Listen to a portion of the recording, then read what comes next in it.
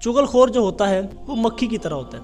یہ جو مکھی ہوتی ہے یہ ایک جگہ سے گندگی اٹھاتی ہے اور دوسری جگہ پہ جو صاف ستھری جگہ وہاں پہ لے جا کے پھینک دیتی ہے. اس کا کام یہ کہ گندگی کو پھیلانا. اور ایک دوسری مکھی بھی ہوتی ہے جو شہد کی مکھی ہے، وہ کڑوا رس چوستی ہے، وہ حضور علیہ الصلوۃ والسلام پر درود پڑھتی رہتی ہے اور اپنے چھتے تک پہنچنے سے پہلے اس کو میٹھا کر دیتی ہے.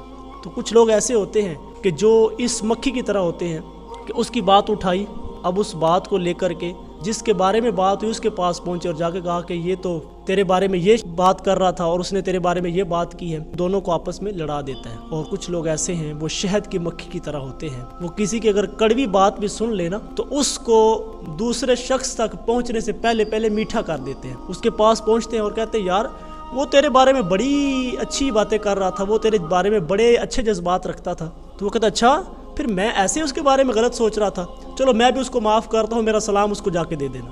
تو وہ آپس میں صلح کروانے والے ہوتے ہیں، آپس میں ملانے والے ہوتے ہیں. تو ہمیں شہد کی مکھی بننا چاہیے، دوسری مکھی نہیں بننا چاہیے. تو چغل خور جو ہوتا ہے وہ لوگوں کو لڑانے والا ہوتا ہے.